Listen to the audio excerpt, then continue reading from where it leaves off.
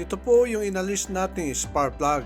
At ang hinahanap naman po spark plug gap ay simula po dito hanggang dito naman po sa kabila. At ito po ay 0.44 inches po. At ang tinakbo naman ng ating sasakyan ay mahigit lang po na 80,000 miles.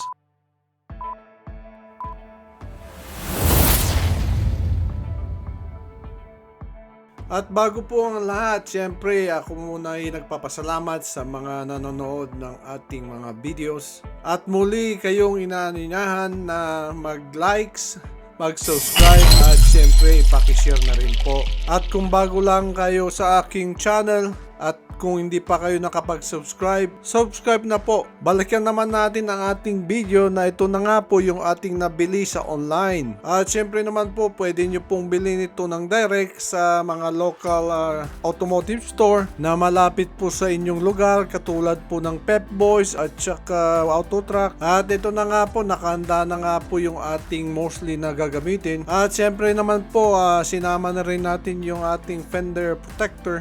Unang-una po ay hanapin natin kung saan nanggaling yung mga cable. Meron dito, pero hindi po ito. Kaya, siyempre, tatanggalin natin itong takip na to.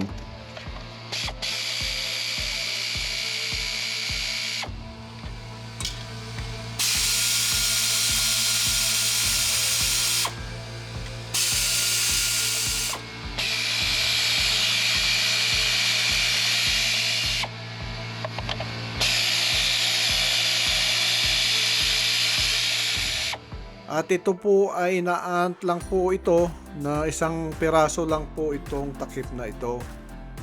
At ito naman pong apat na ito po ay yung spark plug coil. At ito naman po ang isusunod nating aalisin. At meron po itong tornilyo na bawat isa. At yung laki naman po ng tornilyo ay number 10 lamang po. Unang-una, kung makikita nyo ay medyo maalikabok dyan sa ibabaw. Kaya medyo punasan muna natin ng konti yung mga yan. At least na po natin naalisin yung isa-isang yon. Pero ito lang po ang alisin natin. Shortcut na po ang gagawin natin para hindi na tayo magtatanggal ng madami pa. Ayan po. Kumpleto na po yan. Pag naalis na po yung tornilyong yan at yung clip na to, tataas na po siya ng paganon. Gagamitan na lang natin ng manual.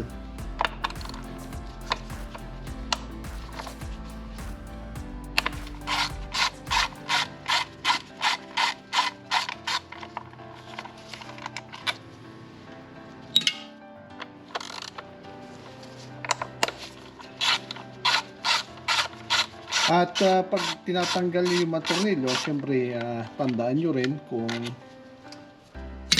gaano ba kahigpit ang ang pagkakaluwag niya o kaya pagkakahigpit niya, para pag binalik nyo meron na kayong idea. At ito naman po ay inaangat lang po ng isa-isa muna ito at hindi na po inaalis yung mga clip para hindi na po dadami yung ating inaalis. At kapag binubunot po ito na kailangan diretso lang pong pataas.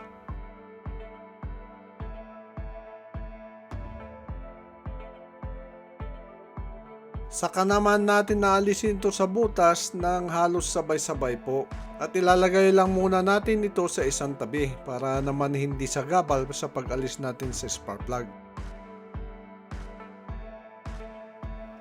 Ito po. Ito yung regular. Ito yung pang spark plug talaga na may lock. Ano po? At kung makikita natin, pag binunot nyo yan ay baka malaglag doon sa sa ibaba o kaya sa loob. Kaya ang gagamitin natin ito po. At hindi na po maalis yan hanggat ni-release nyo yung kanyang locking mechanism. Pisahan muna natin dito sa dulong ito. At makikita nyo na tama lang yung ating extension. Pinakita ko nga kanina na 3 po yan. Pwede nyo pong dagdagan pa ito. Sa akin ay tama na po yan. Siyempre nakalagay sa off, on. Pahigpit po yung on, luwag yung off.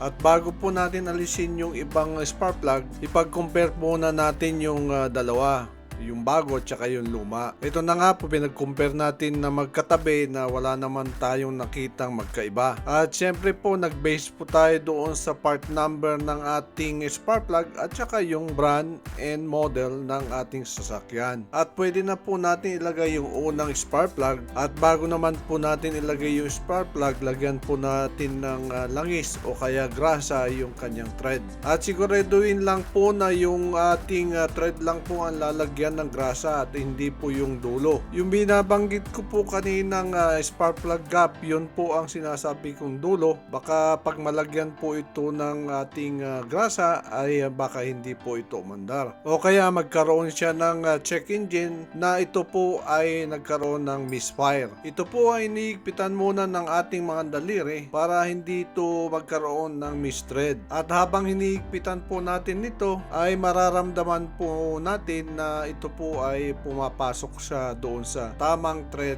ng kanyang pupuntahan. At kapag naigpitan na po natin ito ng mga kamay, saka natin gamitan naman ng ating gamit. At syempre meron po siyang technique para hindi naman siya ma-over-torque. Kung gusto niyo naman pong manigurado sa kanyang torque, pwede niyo naman pong i-google ito o kaya nasa kanyang manual naman po na kasama ng ating sasakyan. Dito po natin nahawakan yan para hindi po masyadong mahigpit. Dito halos sa dulo na po, mahigpit na po yan. At ganun din po ang gagawin natin sa ibang spark plug. Medyo i-fast forward na lang natin at meron na po kayong idea kung paano pong ilalagay yung iba pong spark plug.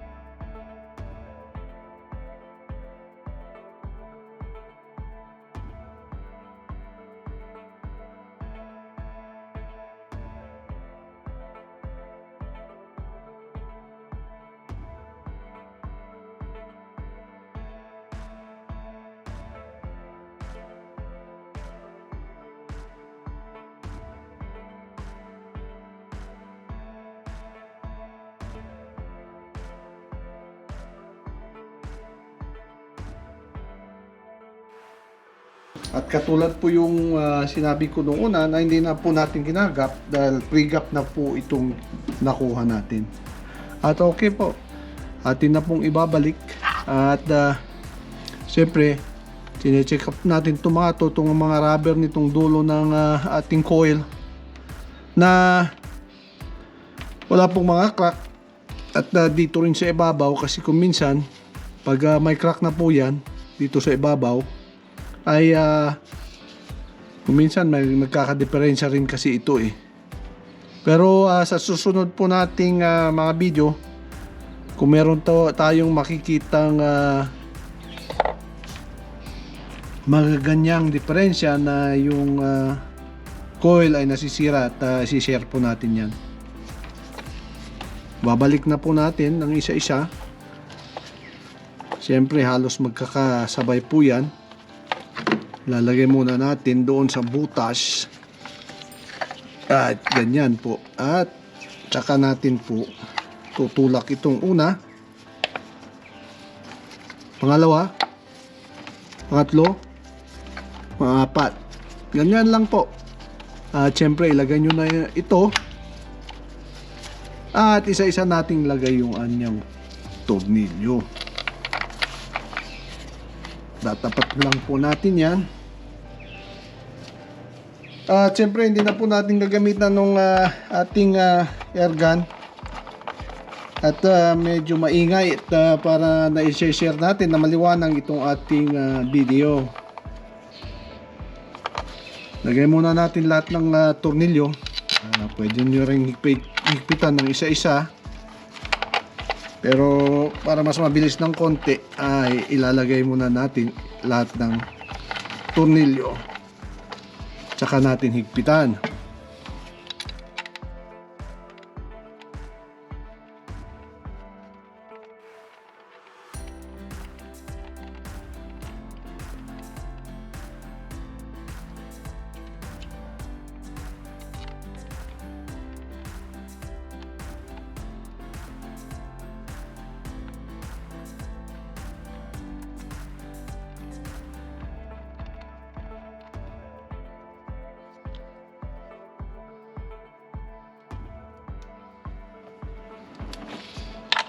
Okay. Kita na po natin, ganun din ang pagpahigpit ito. Hindi natin nahawakan sa dulo ng ating panghigpit. At dito lang po sa kalagitnaan. Para hindi po masyadong, kasi number 10 lang po yan, kaya pong putulin.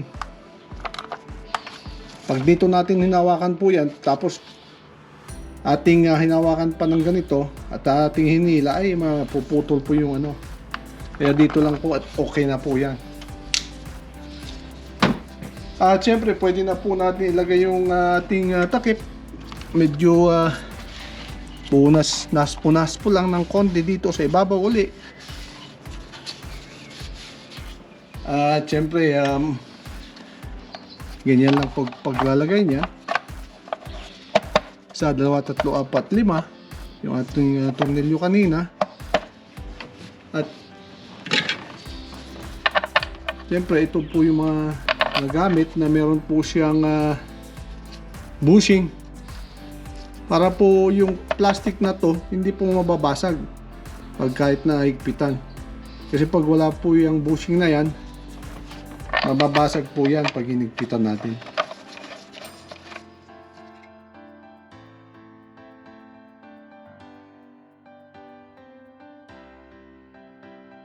At dito po, pwede natin gamitan po yung ating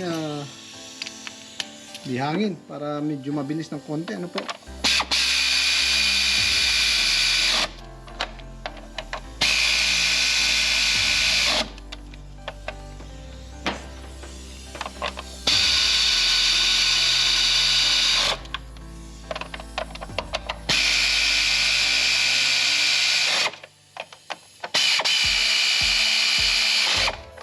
Pag kayo po ay gumawa ng isa, kailangan nyong i-testing muna po. Huwag po kayong gagawa ng pangalawa pa kung ano pang gagawin nyo.